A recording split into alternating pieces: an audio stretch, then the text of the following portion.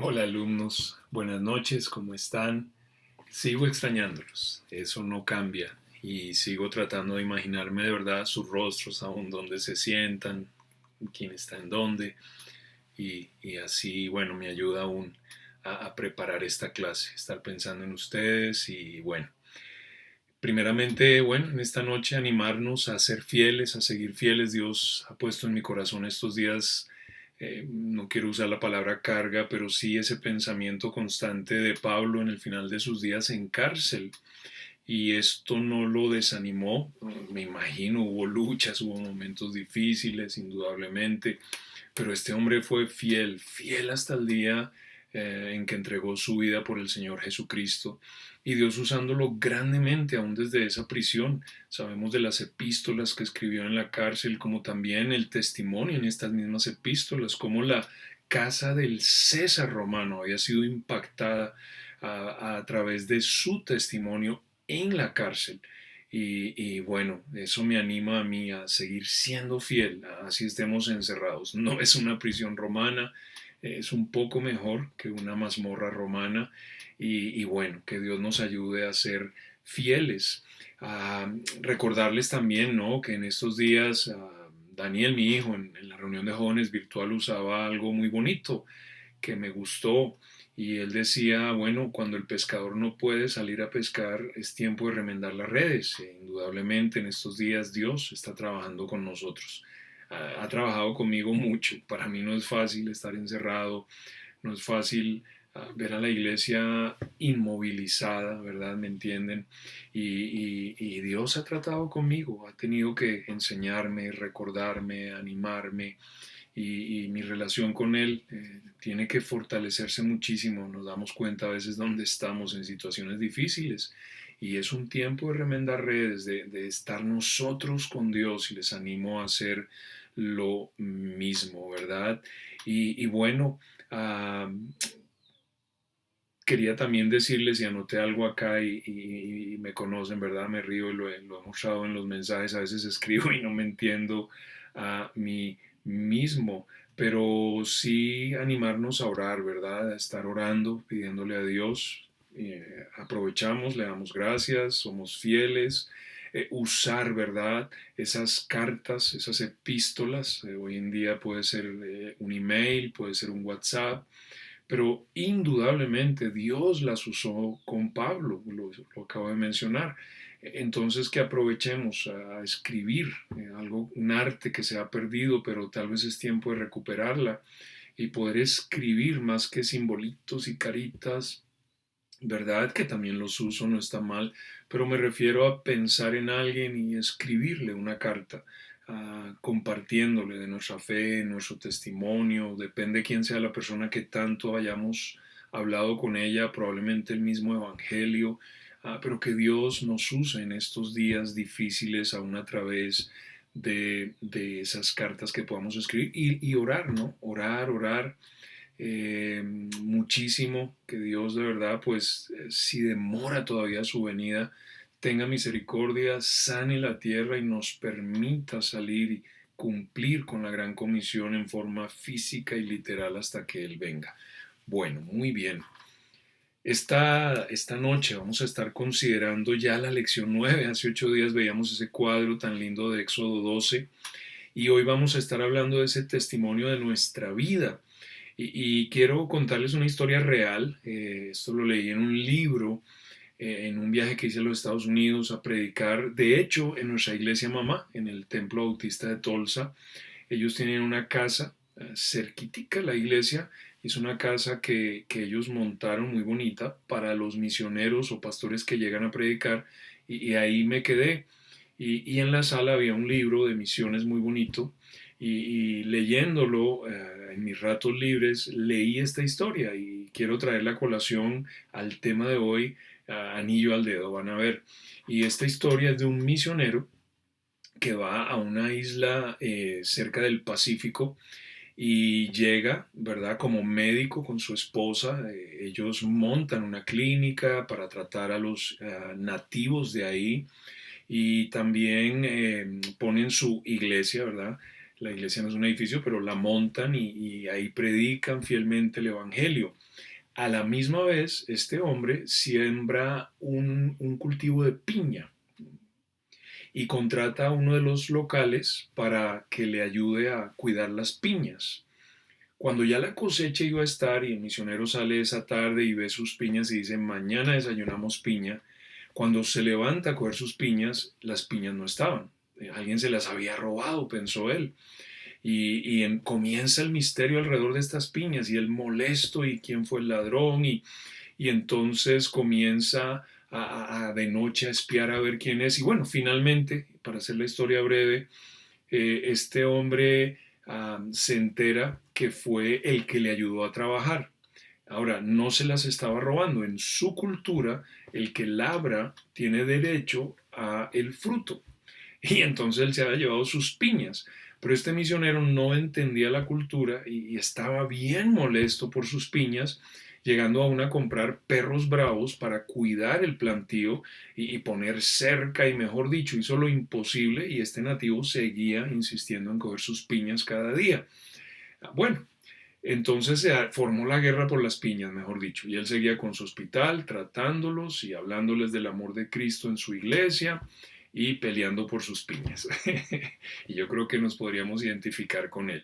Bueno, resulta que tiene que volver a los Estados Unidos, una conferencia misionera, y en los Estados Unidos Dios le rompe el corazón. Usa un predicador, un mensaje acerca de la carne, del amor, de morir a este mundo para vivir el amor de Dios, y Dios le habla con una claridad y le trae a mente sus benditas piñas y el pecado en que estaba, ¿verdad? Condenando esa isla por unas piñas. Y este hombre vuelve transformado. Dios obró en él en esa conferencia, lo hizo. Y él vuelve totalmente transformado y llega con otro corazón y amarra a los perros y quita las cercas y comienza aún a regalar las piñas y sigue como médico aún con mayor amor y predicando. Y entonces un día su trabajador, el ladrón, viene y le dice, misionero, ¿le puedo decir algo o preguntar algo? Y le dice, claro, pregúntame lo que quieras. Y le dice el indígena, el nativo, ¿usted se volvió cristiano en este viaje?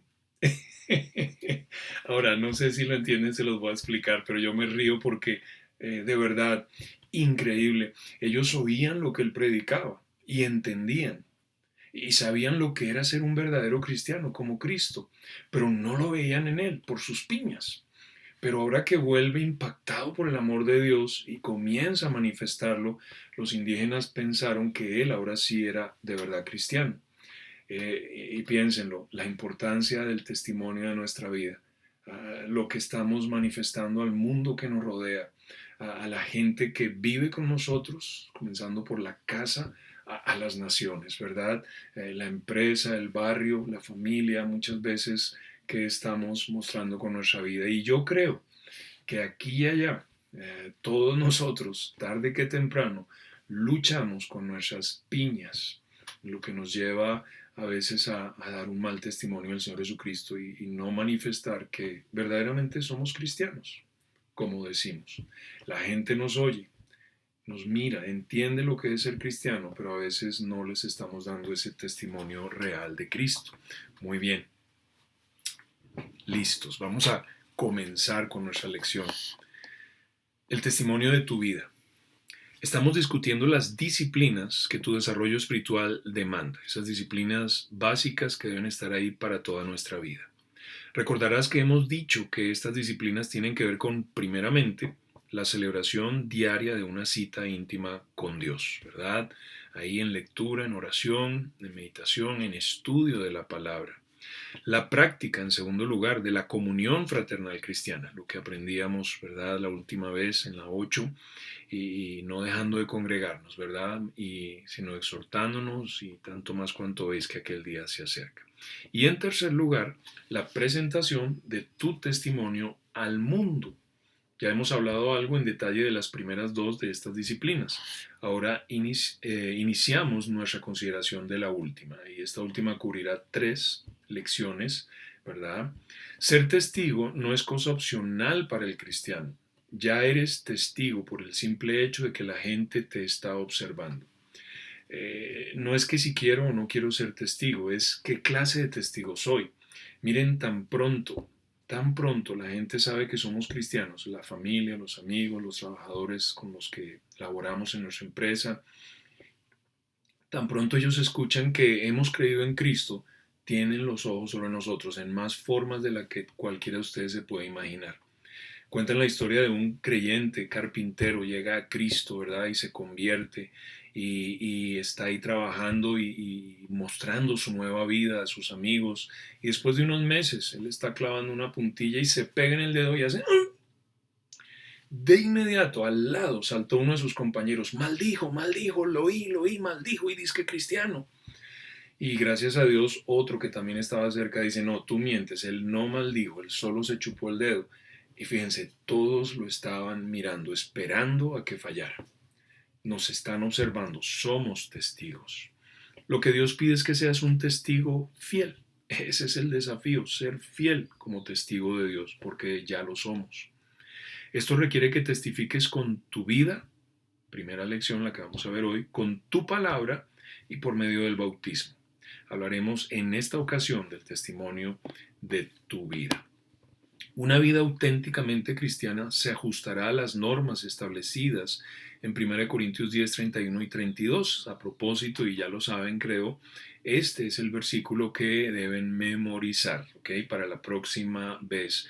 Y bueno, hace mucho no lo cantamos, pero aún lo cantamos como iglesia. Si pues coméis o bebéis o hacéis otra cosa, hacedlo todo para la gloria de Dios, ¿verdad? Y no seáis tropiezo, no seáis tropiezo ni a judíos, ni a gentiles, ni a la iglesia de Dios. Me iba tropezando ahí en esa parte. Y lo que este pasaje nos dice es que nosotros debemos cuidar nuestra relación con Dios indiscutiblemente, ¿cierto? Y que todo lo que hagamos lo hagamos para la gloria de Dios, cada cosita, ¿verdad? Que sea en Cristo y para su gloria, pero ojo, a Dios sí le importa lo que somos para los hombres también y cómo nos portamos con ellos y qué relación tenemos con ese mundo horizontalmente hablando. Entonces, de nada sirve tener una muy buena relación vertical, si es que eso es verdad, si mi relación horizontal con los otros está afectada, ¿cierto? Ahora, una vida auténticamente cristiana se ajustará a las normas establecidas acá. ¿Cuáles son esas normas? Bueno, negativamente, esto significa que debemos abstenernos de todo lo que pudiera dar pretexto para que o un inconverso se niegue a creer en el Evangelio o que un creyente se desvíe de los caminos del Señor. Es decir, nosotros podemos ser tropiezo al perdido para que llegue a Cristo, pero también podemos ser tropiezo a bebés en Cristo, a otros hermanos creyentes, para que sigan fielmente al Señor Jesucristo. Y bueno, con tantos años ya en el pastorado y como creyente, he visto ambas cosas pasar. He visto cristianos que por su comportamiento, por su conducta errónea, son tropiezo para que la gente se convierta y crea en el Señor Jesucristo. Y también he visto a creyentes carnales que por su comportamiento han causado a lo largo de todos estos años que creyentes, bebés en Cristo, se vayan de la iglesia y no sigan al Señor. Y ambas cosas son demasiado tristes, ¿verdad?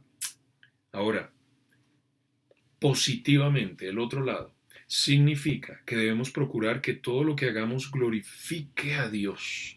Glorificar a Dios es manifestar al mundo las excelencias de su ser. Fíjate, que en lo que hagas, tú estés manifestando al mundo la excelencia de Dios, el Dios que mora en ti. Ahora, algo que me ayuda a entender un poco más qué significa esto y en forma práctica aún cómo lo podemos hacer.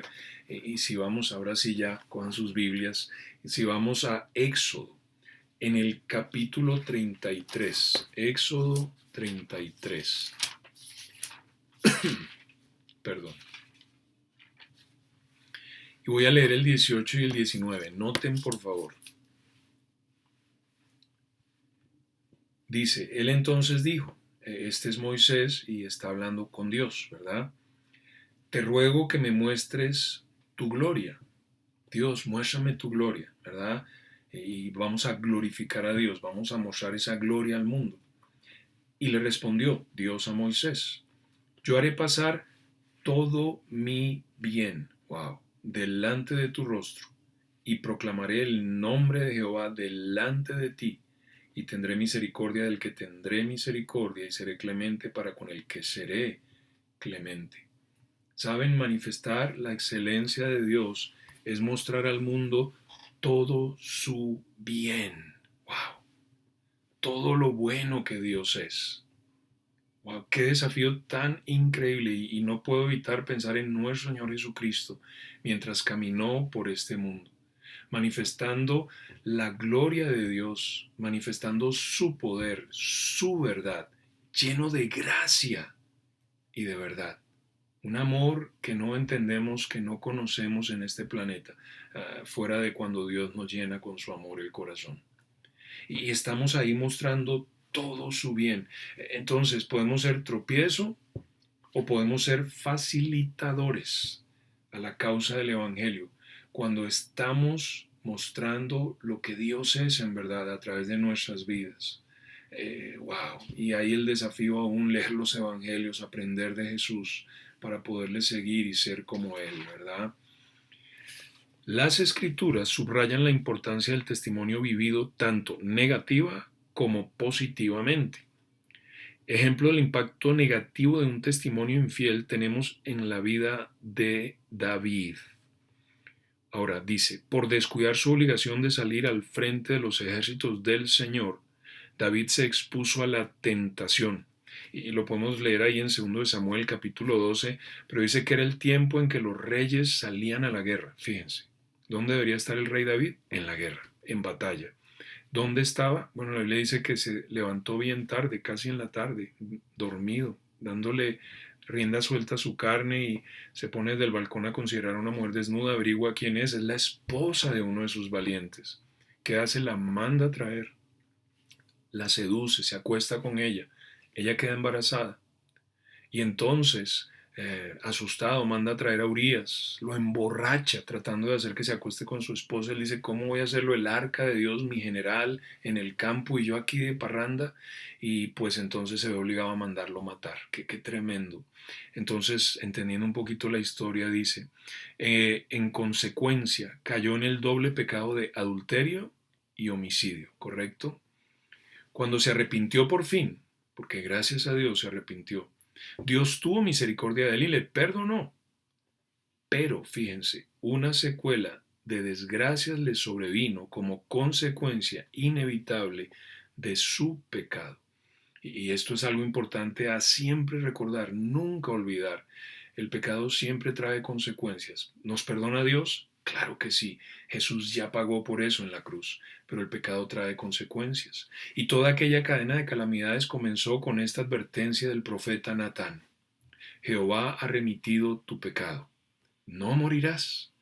Mas, pero, por cuanto con este pecado hiciste blasfemar a los enemigos de Jehová, el hijo que te ha nacido ciertamente morirá.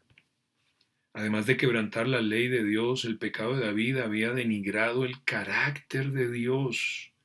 Dios no es eso. Dios no es adulterio. Dios no es homicidio. Él no estaba mostrando el bien de Dios. Hizo blasfemar a los enemigos de Jehová. Tal resultado siempre sigue cuando un hijo de Dios peca. Un mal testimonio de nuestra parte alegra al diablo porque pone barrera en el camino de los que necesitan buscar al Señor. Mire, podemos hacer 1000 cosas buenas, literales, una tras otra, y un error, y de inmediato nunca nos van a decir, qué linda tu vida ahora, cómo has cambiado, qué chévere estas 1000 buenas obras. Nunca lo dirán. Pero después de 1000 la embarras y ahí sí te saltan. Disque cristiano, ¿cierto? Y hacemos blasfemar el nombre de Dios. Disque cristiano. Así es Jesucristo, ese es tu Dios, ese es su bien. Tremendo, ¿no? Entonces, la parte negativa, cómo podemos ser un gran tropiezo y no solo impedir que la gente llegue a Cristo, que es triste, sino que blasfemen el nombre de Dios, de nuestro buen Dios.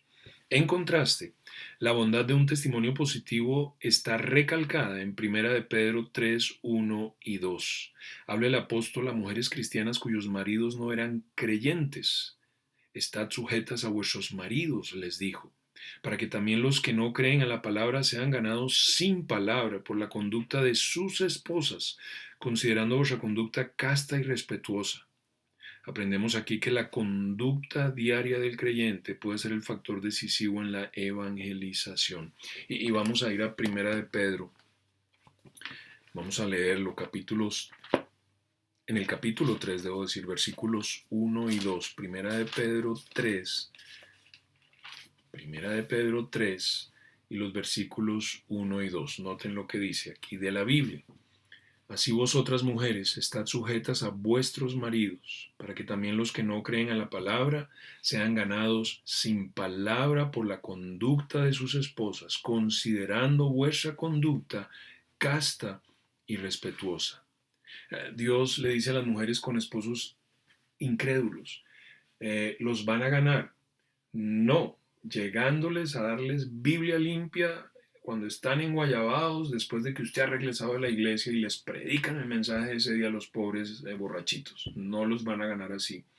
Los van a ganar cuando usted respete a su marido y se porte como una mujer de Dios y aún lo atienda en su guayabo. Uy, durísimo, ¿cómo así?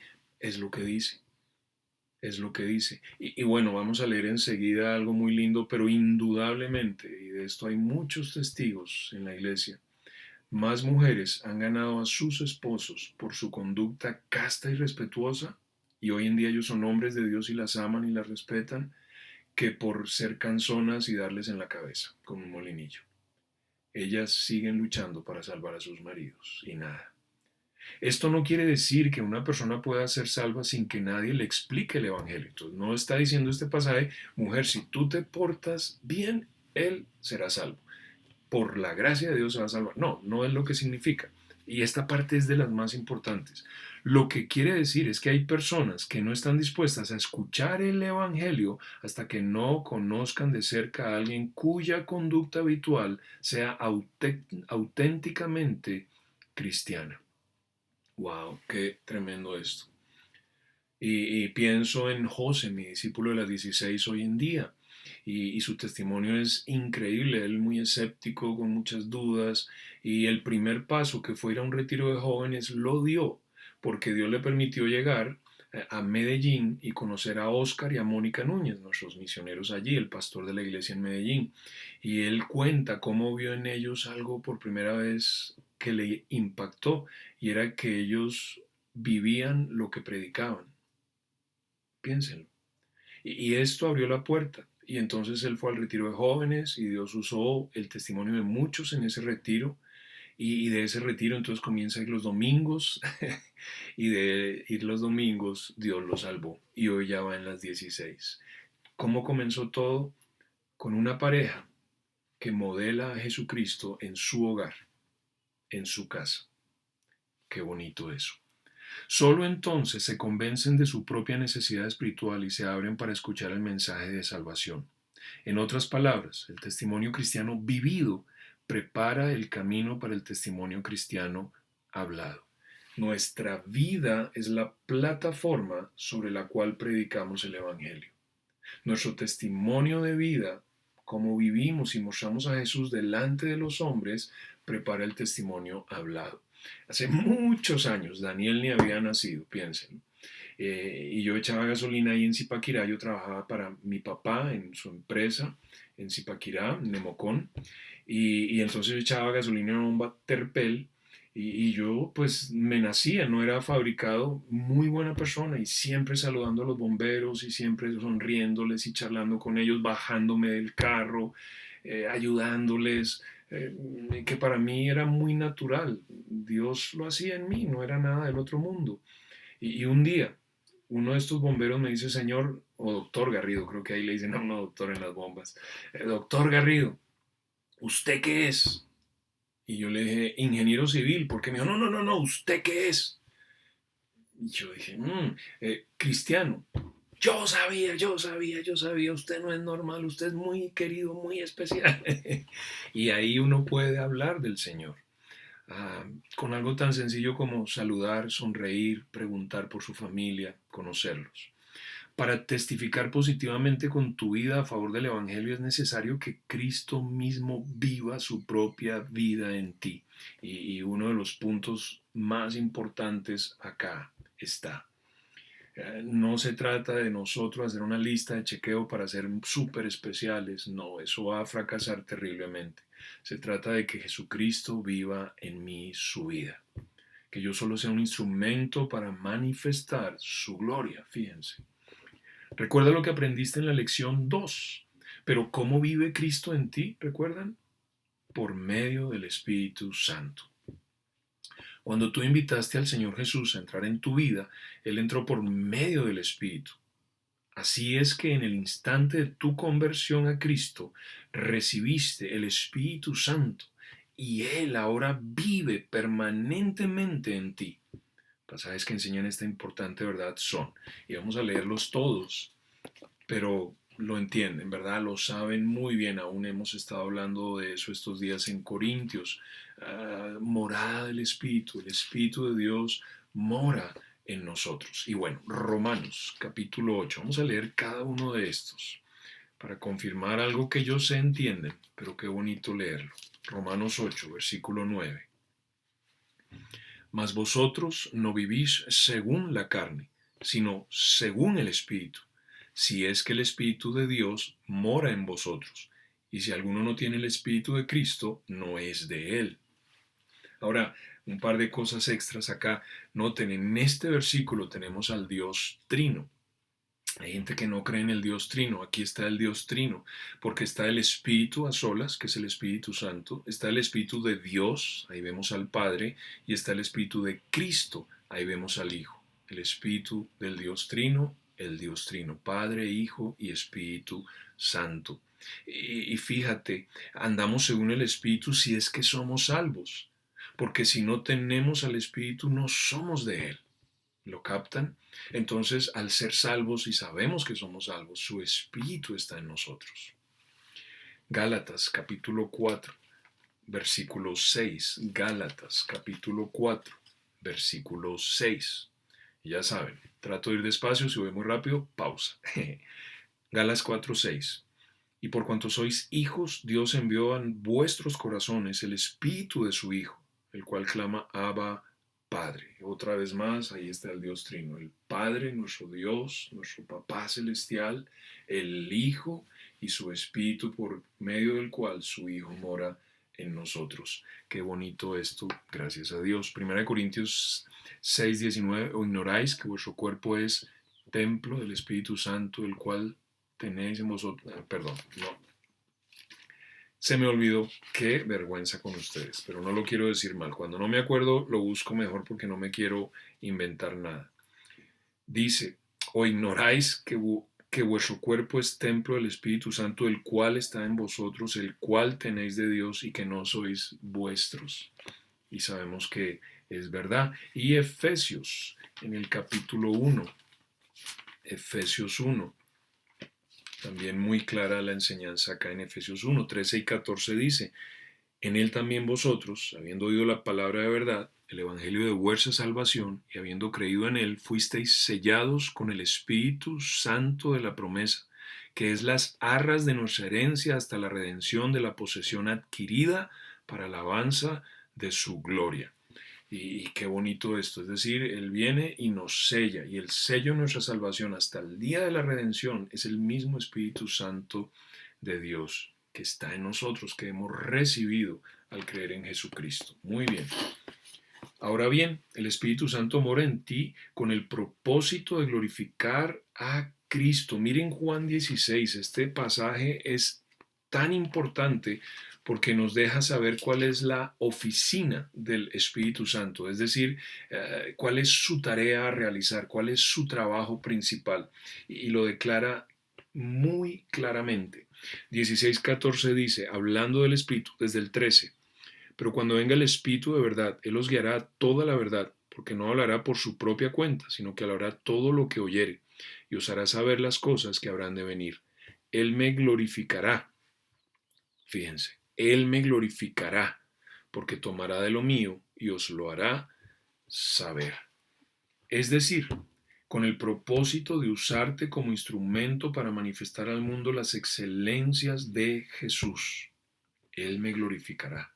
Y lo hace de dos maneras. La primera, reproduciendo en ti el carácter de Cristo. Y la segunda, librándote del dominio del pecado. Entonces, ¿cómo es Cristo glorificado en nuestra vida? Cuando el Espíritu Santo manifiesta a Jesús en nosotros y nos da la libertad sobre el pecado, nos da una vida de victoria. Gálatas 5, 22, 23 dice, el fruto del Espíritu es amor, gozo, paz, paciencia, benignidad, bondad, fe, mansedumbre, templanza. Y bueno, no está completo, ¿verdad? Y vamos a leerlo de nuestra Biblia. Gálatas capítulo 5, versículo 22 y 23 dice, mas el fruto del Espíritu es amor, gozo, paz, paciencia, benignidad, bondad, fe, mansedumbre, templanza. Contra tales cosas no hay ley, ¿verdad? ¿Qué es el fruto del Espíritu? Es ese carácter de Cristo en nosotros, lo que el Espíritu Santo de Dios reproduce o manifiesta en nuestra vida. Estas 9 virtudes, dice nuestro lección, no son otra cosa que una descripción del carácter de Jesucristo. Cuando permitimos que el Espíritu nos controle por completo, que llamamos ser llenos del Espíritu, Él reproduce en nosotros su fruto.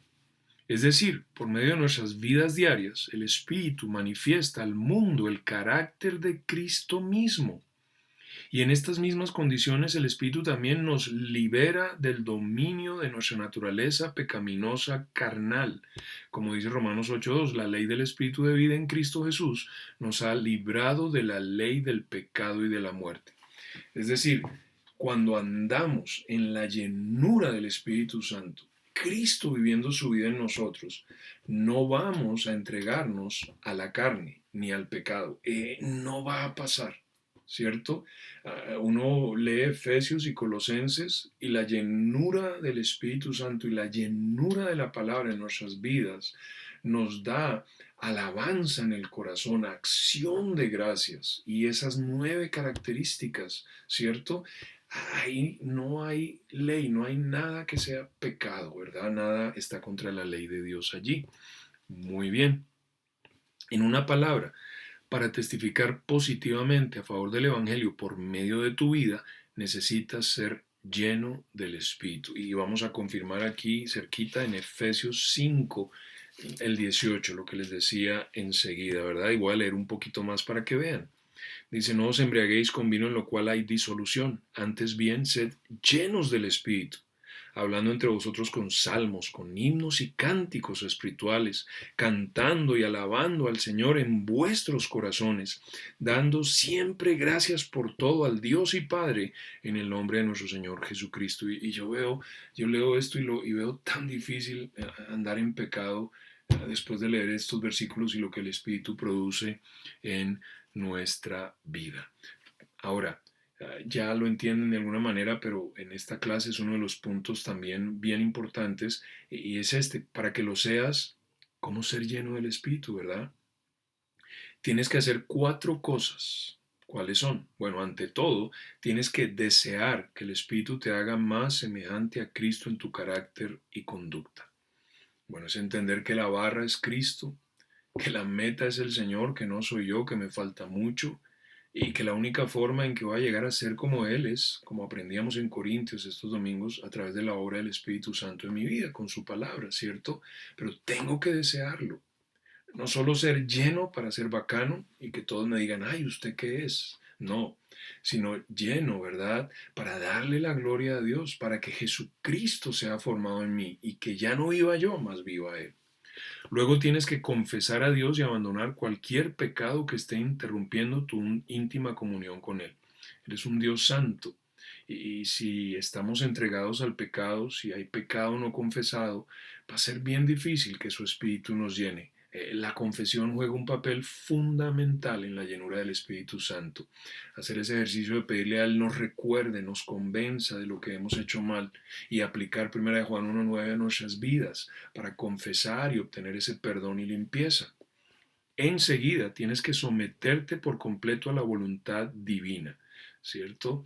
Entonces, lleno del Espíritu, yo voy a ir a la Biblia para aprender lo que Dios quiere de mí, no confiar en mi capacidad, no confiar en mis planes, sino depender de Dios y su plan para mí.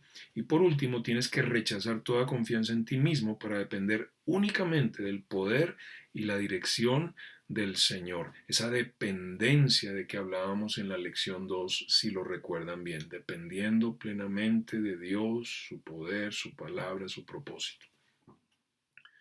Cuando cumples estas 4 condiciones, el Espíritu Santo te llenará de su glorioso fruto, reproducirá en ti el carácter de Jesucristo. La primera de Juan dice que si pedimos conforme a su voluntad, Él nos oye. Y si nos oye, sabemos que tenemos lo que hayamos pedido.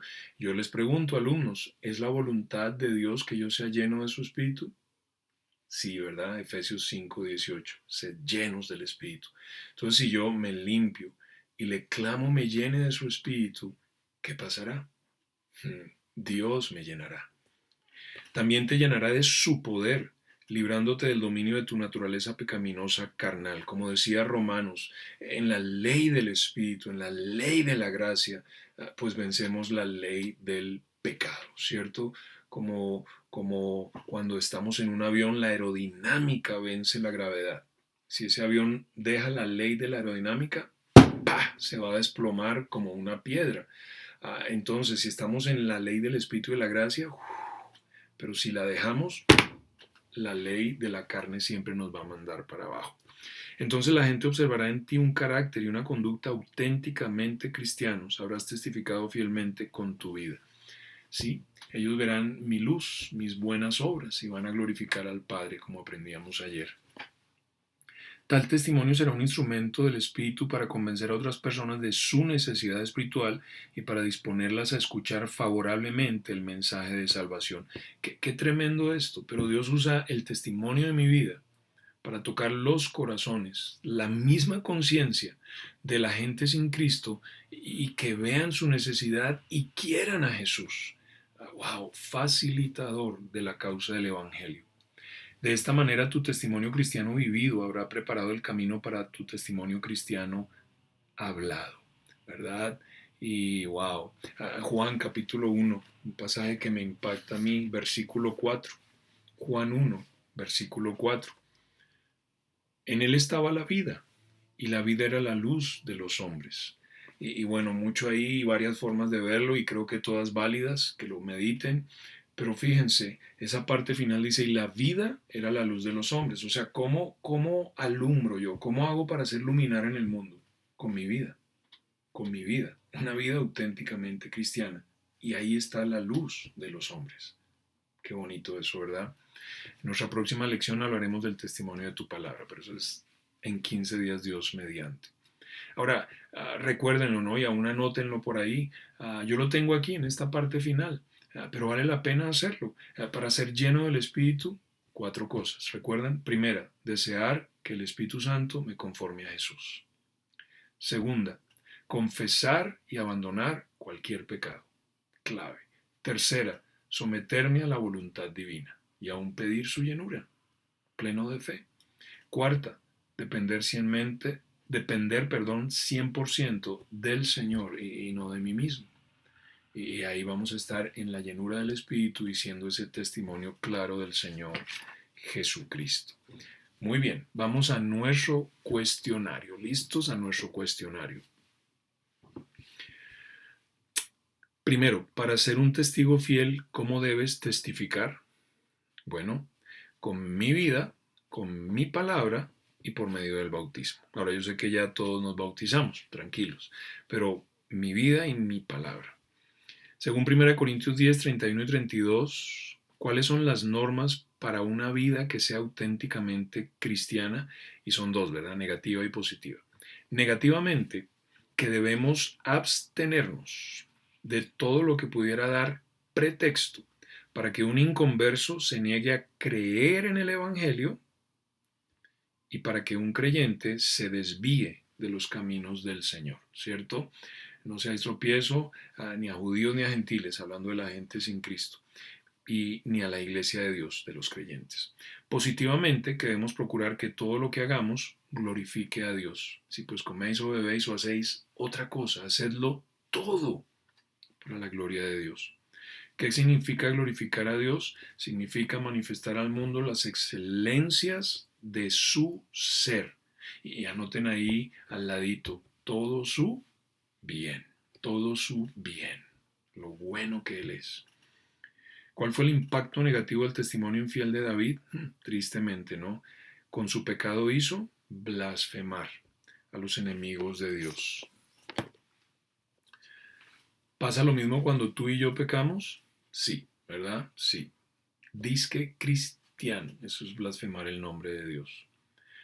¿Qué aprendemos en 1 de Pedro 3, 1 y 2? Que la conducta diaria, del creyente puede ser el factor decisivo en la evangelización, ¿cierto? Lo que marca la diferencia y facilita. ¿Quiere esto decir que una persona puede ser salva sin que nadie le explique el Evangelio? No, no, no. El Evangelio es poder de Dios para salvación. Lo puedo preparar para ser salvo, pero no lo voy a salvar con mi vida linda. Por eso hay que hablar y hablaremos de eso después. Primero muestro, pero llega el momento donde debo hablar. Para que tu vida testifique positivamente a favor del Evangelio, ¿qué cosa es necesaria? Que Cristo mismo viva su propia vida en mí. Gálatas 2:20, ¿cierto? Es fundamental para ser un testigo fiel. ¿Cómo vive Cristo en mí? Por medio del Espíritu Santo, por medio del Espíritu Santo. Indica 4 pasajes del Nuevo Testamento que enseñan que el Espíritu Santo mora en cada creyente. Bueno, Romanos 8:9, ¿cierto? Gálatas 4:6, 1 Corintios 6:19 y Efesios 1:13 y 14. ¿Con qué propósito mora el Espíritu en ti? Bueno, con el propósito de glorificar a Cristo, con el propósito de glorificar a Cristo.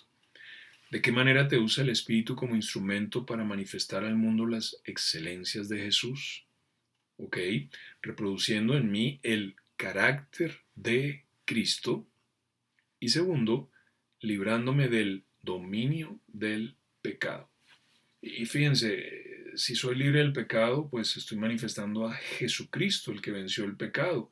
A la misma vez, si estoy manifestando a Jesús con mi vida verdaderamente, qué difícil va a ser andar en pecado y que el pecado me domine. No concuerda, ¿verdad? Es algo que se produce en la llenura del Espíritu Santo, ¿cierto?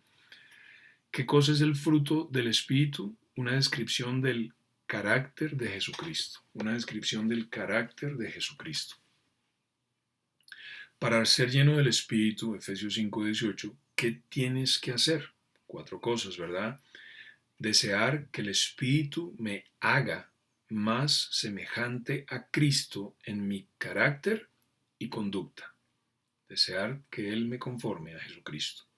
Segundo, confesar a Dios y abandonar cualquier pecado que esté interrumpiendo mi comunión con Él, ¿cierto? La confesión de pecado, la limpieza. Tercero, someterme por completo a la voluntad divina, aún clamándole, ser lleno, que Él me controle. Y cuarto, rechazar toda confianza en mí mismo para depender únicamente del Señor. La dependencia de la lección 2, para que aún la repasen. 15. El testimonio cristiano vivido prepara el camino para el testimonio cristiano hablado. Recuerden, mi vida es la plataforma sobre la cual predico el Evangelio. Muy bien, ya llegamos ahí al final de nuestra lección de hoy y antes de orar y terminar, quisiera primeramente animarles, ¿cierto? A estar de verdad haciendo su tarea en el devocional, remendando redes, aprovechando que están en casa, pasando un buen tiempo con el Señor, No dejen de hacer su cuadernito, sus 4 preguntas. Más que nunca debemos estar en eso, orando a Dios, pidiéndole por lo que está pasando, Señor, que nos anime y fortalezca aún, nos dé una doble porción de su gozo, de su amor, de su paz, porque yo la necesito, no sé ustedes. Y bueno, esa parte es fundamental. Ustedes en la palabra de Dios, juiciosos, haciendo su devocional, las 4 preguntas, ¿verdad? Les animo también, obviamente, a estar memorizando 1 Corintios, ¿verdad? Capítulo 10, 31 y 32. Si pues coméis o bebéis o hacéis otra cosa, hacedlo todo para la gloria de Dios. Y no seáis tropiezo ni a judíos, ni a gentiles, ni a la iglesia de Dios. Hablamos un poquito más de ese versículo la próxima semana. Y no, ahí que Dios de verdad les guarde, les provea, esté ahí con ustedes cada día y bueno, que de verdad pronto, pronto veamos la luz al otro lado del túnel, ¿cierto? Pero mientras estemos acá agarrados del Señor, eh, deleitándonos en Él, confiando en Él, descansando en Él. Y saben, mucha cosa se dice hoy en día y nos ponemos a ver noticias y a entrar al WhatsApp y mandan cantidad de cosas y yo les digo, uno se pone a ver todo eso, se desmoraliza, se frustra y se vuelve loco. No es momento de andar oyendo todo lo que dicen. Finalmente Dios está en control. Él es soberano. Él verá cuándo o nos lleva a casa o cambia la situación. Para mí es tiempo de estar, como veíamos hoy, en la llenura del Espíritu y en la palabra de Dios más que nunca. Ahí va a haber gozo, va a haber paz, va a haber propósito. Y bueno, es un tiempo de decidir en qué nos enfocamos, en la locura de este mundo y su falta de esperanza y todo lo que se dice, o en Dios más que nunca y en su palabra. Y eso sí marca una diferencia en nuestra alma, en nuestro corazón, en nuestra mente. Así que cuídense en estos días y mucho cuidado en qué se enfocan. Bueno, les amo, les extraño y vamos a orar. Señor Dios, gracias por lo que hoy nos enseñas, el desafío tan grande que nos das, pero a la misma vez tan precioso tú lo quieres hacer todo, porque nos llamas a mostrar todo tu bien a un mundo de maldad, toda tu luz a un mundo de oscuridad. Pero se trata de morir y dejar que tú lo hagas en nosotros, que sea Jesús manifestado en nosotros a través de tu Espíritu Santo. Y Señor, permítenos vivir esto aún en casa, delante de los nuestros, y alistarnos para vivirlo en un mundo que va a estar con un corazón enternecido cuando todo esto pase. Y Señor, pues guarda a cada familia, a cada alumno aquí representado en esta clase preciosa, sus vidas, y bueno, seas tú nuestro Dios que nos provee, que nos protege, que nos cuida, que nos lleva de la mano aún en el valle de sombra de muerte. Gracias Dios, en el nombre de Jesús. Amén. Dios les bendiga y nos vemos.